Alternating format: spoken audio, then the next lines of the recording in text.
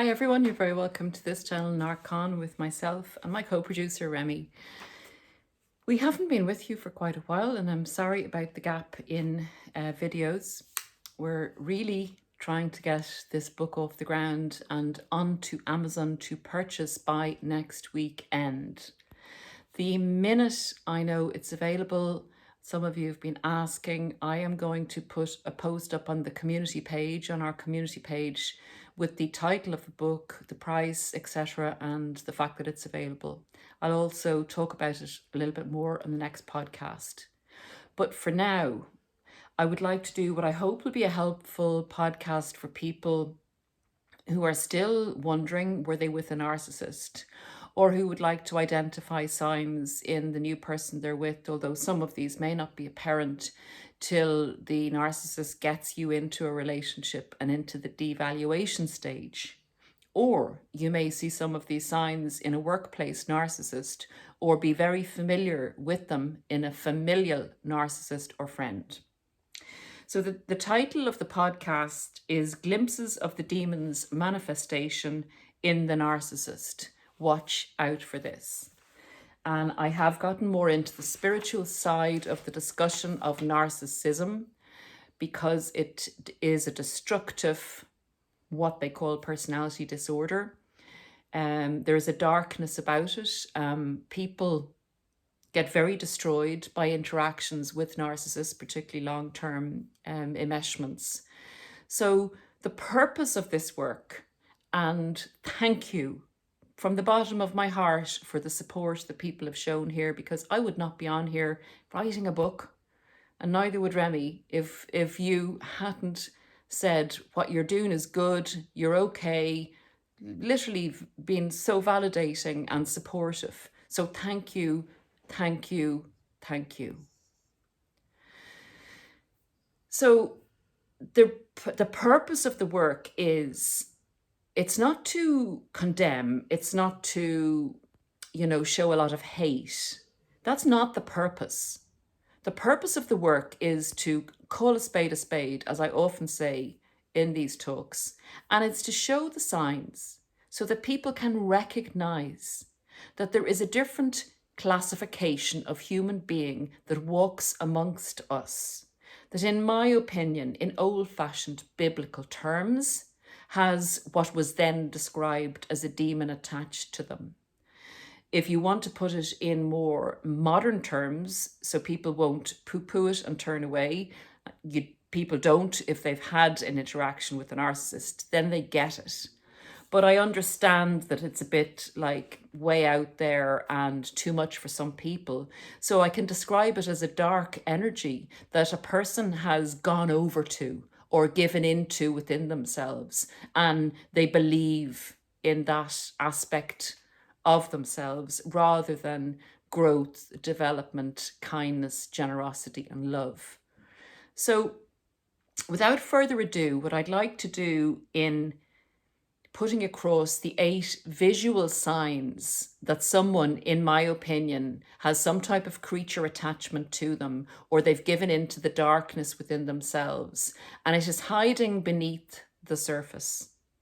And sometimes only some of us get to see that, and perhaps no one else in the community or the workplace, or maybe just a very select few will see it, which makes it all the more torturous.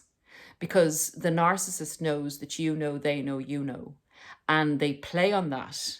And this is what I call signs of the demon within the person, when they actually show you glimpses of that. And it's very often only you that are shown glimpses of that.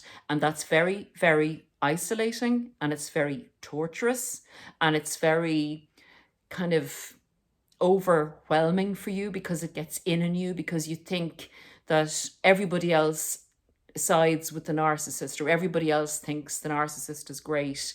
And it's as if the narcissist has some vile secret on you, that you are the bad one. You're the source of all evil. You're the spawn of the devil. And they're able to, with this concentration and this very private projection onto you, really cause a hell of a lot of self-doubt and even depression and confusion and chaos within you and torture because you're the only one that sees it. And it's a kind of a madness. And you really feel there's something wrong with you. And that's exactly what the narcissist wants you to feel. We go through the 8 signs that if you're trying to still figure out, gosh, is that person a narcissist? If they display at least these 8 signs, or at least a majority of them, then coupled with other behavior patterns that I know you're learning about in this forum, you can come to your own conclusion or self-diagnosis, because you're not going to get that person into therapy more than likely. And even if they do get into therapy, the therapist may well be wrong-footed by them, because they're very, very good at portraying the fake persona or the false mask. So these are real self-help tools where you are going to have to rely on your own agency, your own intelligence, and advocate for yourself and say, there's a highly likely possibility that this person is either narcissistic or has narcissistic personality disorder. I can't get them diagnosed by a professional. I can't get them into a psychiatrist's office. So I'm going to have to make a decision for myself in relation to whether I stay in this relationship, whether I interact with this person, or whether I get the hell out of Dodge. So what I'm going to do first of all is read a comment from one of our community, which incorporates 2 of the signs that are very prevalent in a person who has narcissistic personality disorder. Each of the 8 signs that I will give you, you may even find you have 1 or 2 of them yourself, that you do 1 or 2 of these behaviors yourself. It's not indicative that a person is a narcissist. Again, it's the cumulative effect of doing these things a lot plus other behavior patterns. So sorry for laboring that point, but I don't want you kind of going, oh my God, I'm a narcissist, because I do that one. As you know, it's not that simple. Okay, so let's read the comment and see if you can pick out, and write in the comments before we go into the 8 points, see if you can pick out narcissist behavior. Mr. or Mrs. Narcissist very frequently do that. So it's not a long comment, but I really thank you for leaving it. I'm not going to name the person either, just in case they don't want to be named. Okay, I have always been a strong, independent woman, so as I reflected back on what happened, I couldn't understand why, when the narcissist would devalue me, I just sat there and grinned. It was so unlike me. It took me months and months to understand why I allowed myself to accept this cruelty as if it was just a joke. It's very hard to know how to react to something like that. Initially, you can be so stunned because you've been love bombed and you're in a state of shock. The first time I saw him fly into a narcissistic rage, I was dumbfounded. He called me filthy names and told me to get out of his house, all because I made the coffee wrong. I innocently said that all I did was make a pot of coffee wrong, and it's not like I burned your house down. He walked me out the door and locked it behind me. You're so childish, and not in a good way. I should have run for my life, but instead he had me so confused I could only hope that he would get over it. I was acting like someone who I didn't know. I had always been a strong, independent woman, and now I was acting in ways that were never me. I knew in my heart in the beginning that there was something not right about him, but I was too high on the love bombing. Do not beat yourself up for this. We've all been there. It's very addictive. It's very self-actualizing. It's very, very wonderful, particularly if you've been starved of that type of love, even albeit fake. It doesn't seem fake at the time, and attention. I didn't know what a narcissist was, so when I finally saw the evil smirk on his face, I had to face reality. I had lived 72 years and he was the first narcissist I had ever known. It can happen. We can get so lucky that we meet loving people in our lives, and then along comes the spider. I managed to live into my senior years never encountering such pure evil. When it was all over, the only thing I received from him was my first STD. I have come to understand how and why this happened to me. I know I was suffering from temporary insanity. I have my heart intact and my light is shining again. I learned a lesson that I pray no one else will have to learn. Well, thank you for that, sharing that depth of yourself and what happened to you. And it is actually very atypical of all of our experiences, I would say, or very similar to a lot of our experiences of what it is to have been conned by a narcissist. Now, there were two big signs in that of the demon showing its face only to you, maybe only to you in a private audience with the devil is what I would call it. When they really, for a split second, or like in the narcissist rage, for a number of minutes or hours, that is freeing the essence of what is behind the fake mask. So let's get into the 8 signs and see if it'll be helpful in you going forward or backwards or wherever you are, identifying what lurks behind the handsome or pretty face that you're looking at. Well, the first one I have down here is the smirk. It's a flash signal to a narcissist source of supply that they have you in a psychological, emotional, spiritual prison, and that you know they know, they know, and that no one else knows what's going on or where you're at in that outer space psychological warfare that sometimes you can't even identify. And I do cover this in the new book. You don't even know that there is some kind of a contest going on in your conscious, but in your subconscious you do, and it comes to your conscious. And it is such an electrifying shock when you first see the narcissist smirk at you. I'm going to try and imitate the smirk. I don't know if it'll come off well, but it's a kind of a,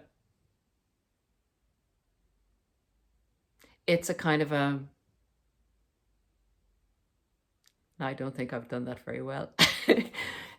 I shouldn't laugh about it either. It's a disgusting, horrible thing, but it's a self-satisfied, self-empowered, cold and ruthless, sadistic look at you of satisfaction that they have won, that you're being tortured, and they may not even have won. It can also be something that's been going on between you, but they want to give you the illusion that they're in power and control and that they're winning in the situation. And even though you may have been winning in whatever the heck it was that they were battling you against or battling against you in the psychological realm that's out there somewhere, that you can just sense nearly. It's like a spiritual boxing match that you aren't quite sure when you're flaying those blows. You keep getting pushed back, but you don't know how. I hope that makes sense.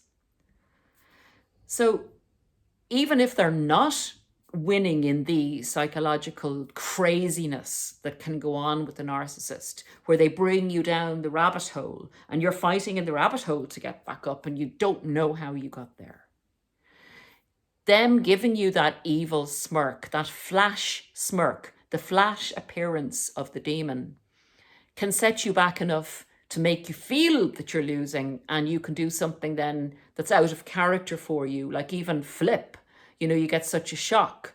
You can drop what you're doing, or in company, you can faint, you can look like you've lost it, or you can get angry. It's a signal to you to discombobulate you, to confuse you, and to make you feel less than.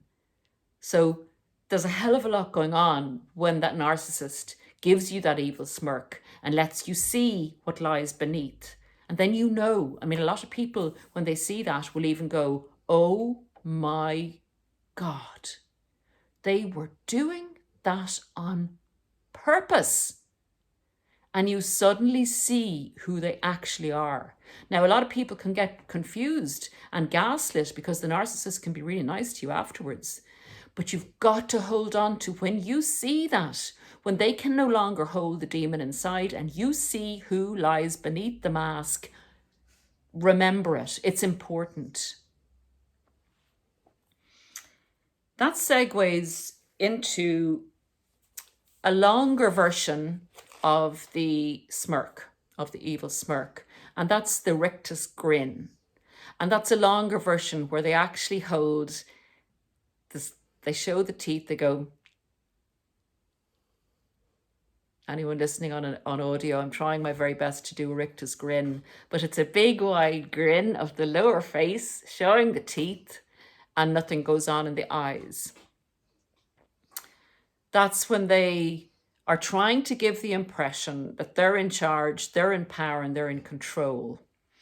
That everything is brilliant in their lives, even if it's absolutely falling apart. That's the impression they'll give to the world. And that's often why people will say, I think that they're doing great with the new supply. I've seen no signs of them not being happy. When you see maybe social media posts and there's this big stupid, if I could curse, I would, here, stupid, idiotic grin. And you're kind of thinking, oh my God, they seem fine. That's the rictus grin. The next thing is number 3. If you look at a narcissist and they're smiling, it's often, again, with the lower face, it's a smile that's a normal smile, but there's nothing going on in the eyes. The smile doesn't meet the eyes.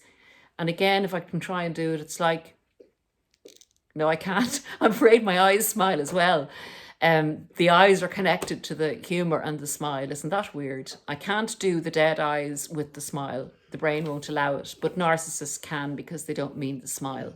So, number 4, the inappropriate intense stare. This kind of goes along with flirting, but they will have a conversation with somebody, maybe of the opposite sex or someone that they seem attracted to, and they will be talking to them and they'll be staring into their eyes, giving them messages, basically. Come on, messages.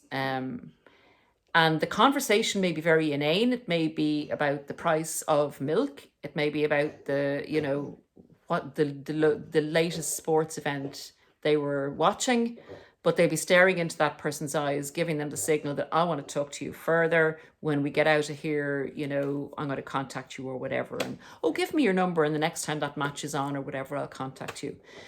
If you notice them doing that, it's what I call a dead flirt.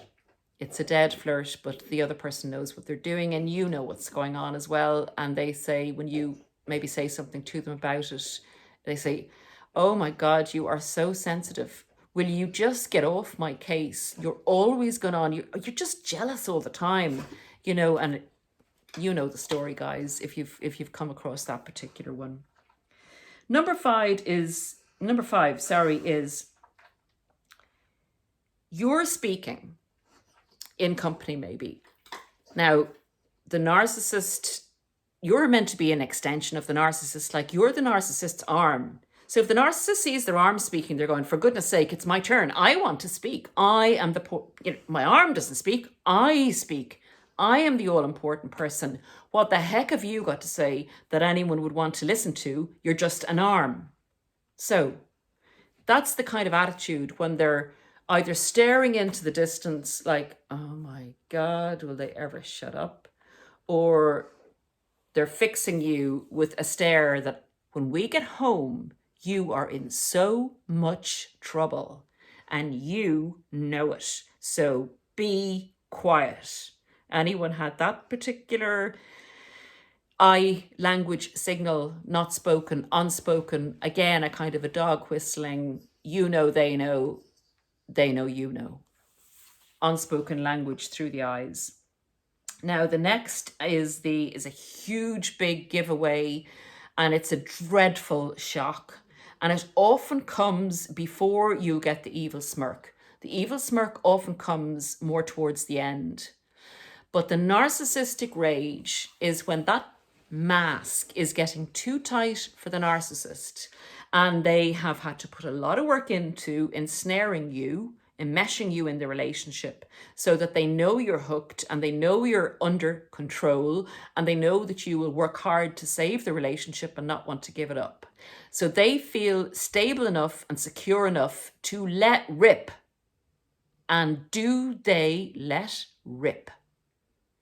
Out of nowhere, you will see this monster erupting, spitting, gesticulating, boring a hole into you with two dead black eyes.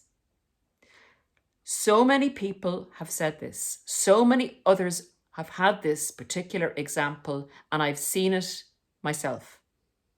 Now, I don't know what it is, if it's a physical reaction to your pupils widening up.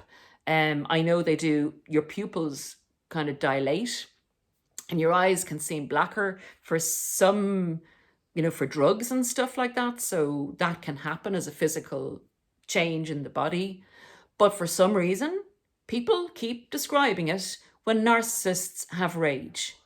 They see two black eyes that are extremely scary, and the filth that spews out of that narcissist's mouth, all about how bad you are, how many ways you are bad, and basically you're not worth living as a human being, and really you have no purpose, all you do is wrong, and I know you get the picture.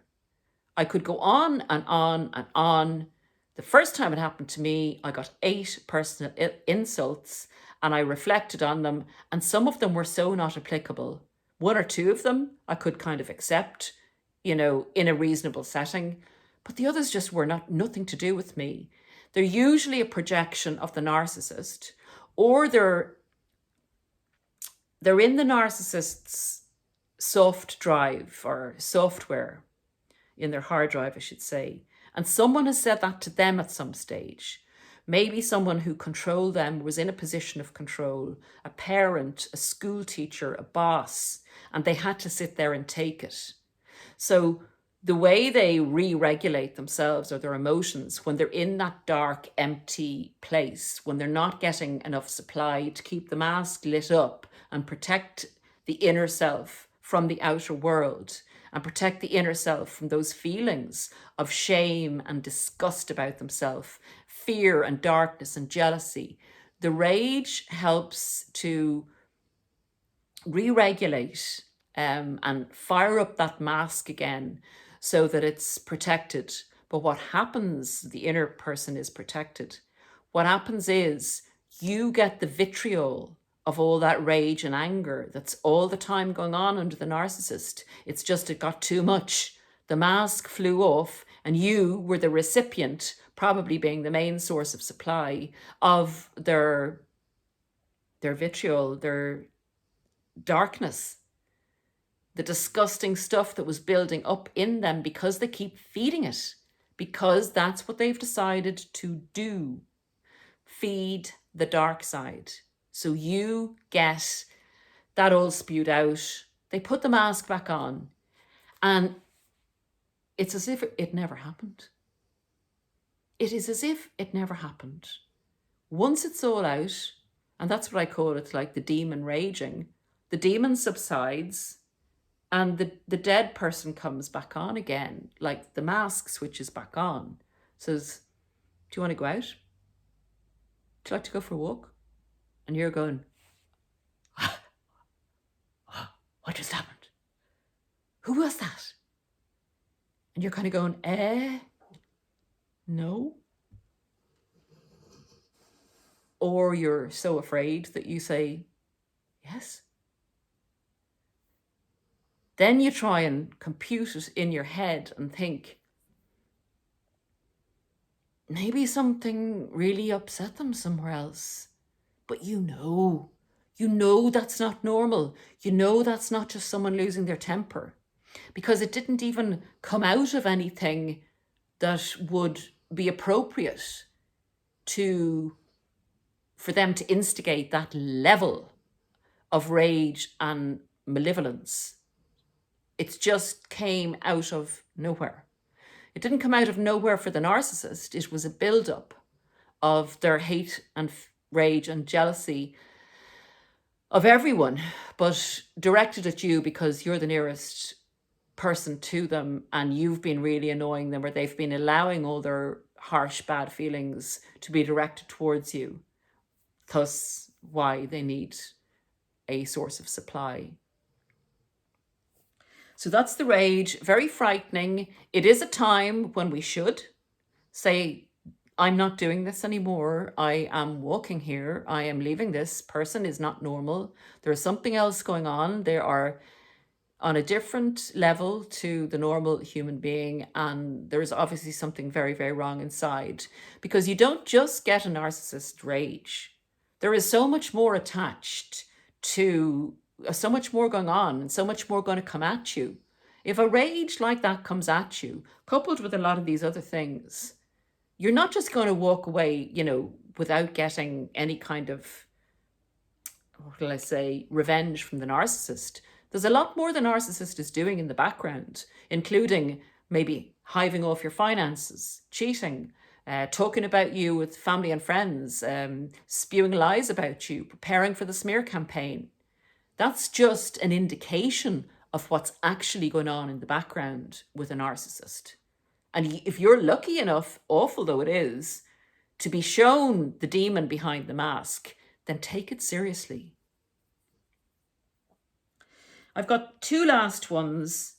The number 7 is, and like a lot of people can do this, in the normal everyday setting, but it's huffs and puffs and these kind of like little noises and grunts and groans and deeper breaths and shorter breaths, and those kind of signals, auditory and visual signals, that are the controlling center of the narcissist, always giving you, kind of keeping you under control. It's like if they had auditory or visual whips, they'd be going whoosh, whoosh, anytime you did something that was a little bit of your own volition or out of their control. They bring you back in line with all these little grunts and puffs and everything out of them.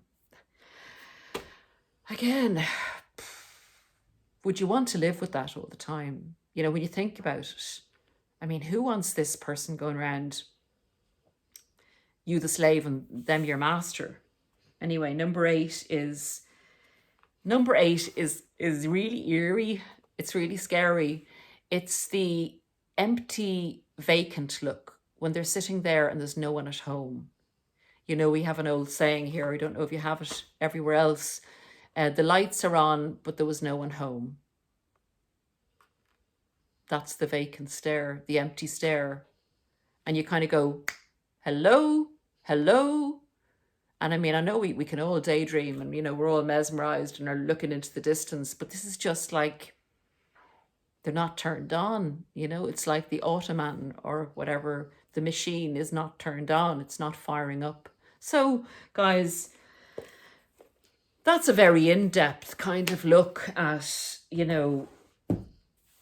generalization of what narcissists do, but it keeps coming up and up and up as to how they conduct themselves and how they seek to control their sources of supply through both auditory and visual signals that are usually reserved for their main source of supply and not shown to other people, because then other people wouldn't believe in their fake mask. And that's the double bind or the double torture to you, not the double bind, rather the double torture, in that you're the one that sees it and no one else does, and no one else does. However, this community does. And if you are ever in any doubt that there are good people out there, I'm telling you, I've met a lot of you. There are good people out there. So never, ever, ever give up on that, even if you've met a succession of these narcissists. There are good people out there, including you. You're not alone. We know that this is going on. It's nothing to do with you per se. This is a narcissist and how they interact with anybody that's there. Your replacement will be getting exactly the same thing, maybe in a different order, maybe in a different concentration, whatever works best to help keep that person groomed, they will be getting, whether it's triangulation, dog whistling, rages, whatever it is. No one else is going to suddenly have a great time with a narcissist. They're a narcissist. This is what they do. It's the same as you and I drinking a cup of tea. That's the way they drink their tea. Look after yourselves, and I hope that the next time I will be talking with you or speaking with you, I will be able to give you the title. And if you want to buy the book that has come about because of you, I will be so happy. Bye from me and bye from Remy, and we will see you very soon again. He just walks off as if it's the closing scene in a play. Okay, guys, bye for now.